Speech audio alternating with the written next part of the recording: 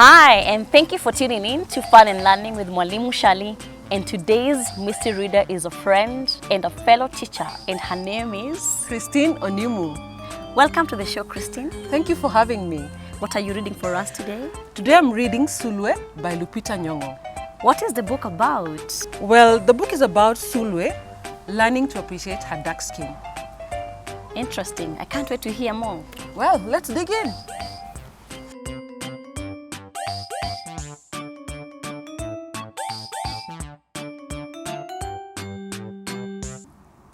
Sulwe was born the color of midnight.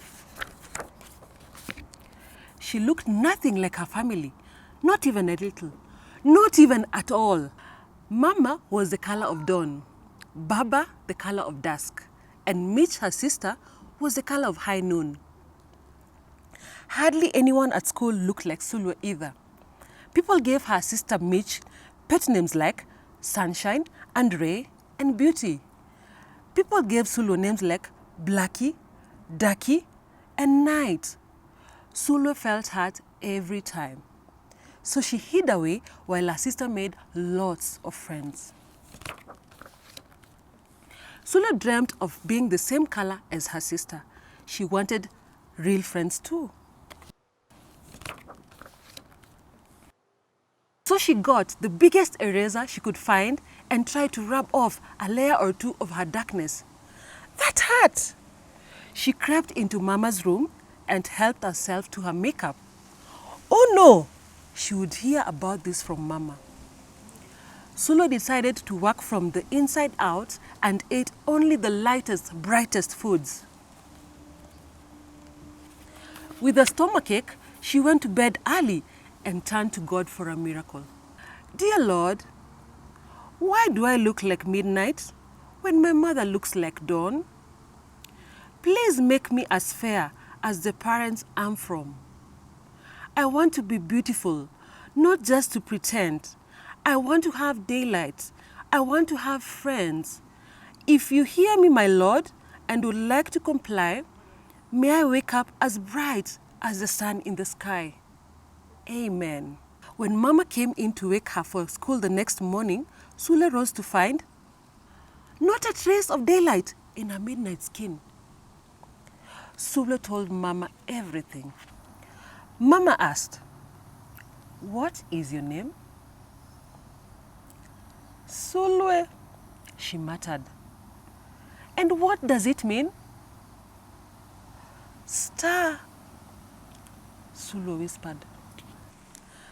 Brightness is not in your skin, my love. Brightness is just who you are.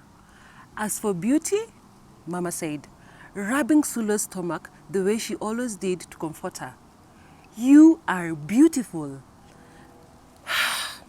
Sulwe sighed. Well, you are beautiful to me, but you can't rely on what you look like to make you feel beautiful. My sweets, real beauty comes from your mind and your heart. It begins with how you see yourself, not how others see you. Now, up you get up and out you go. How could she, as dark as she was, have brightness in her? How could she have beauty when no one but her mother seemed to see it? How could she be a star? That night, a shooting star appeared at Sulwe's window. "The night sent me," the star said. "Come with me." Sulwe hopped onto the star and off they went. Long ago, at the beginning of time, said the star, there was night and day, and they were sisters. They loved each other very much. But people didn't treat the sisters the same. People gave Day pet names like lovely, nice, and pretty. People gave Night names like scary, and bad, and ugly. She felt hurt every time. Well, night got fed up and walked right off the earth. Day stayed behind and enjoyed making everybody happy in the sun. But then, day grew too long. Day began to really miss her sister, so did everybody else.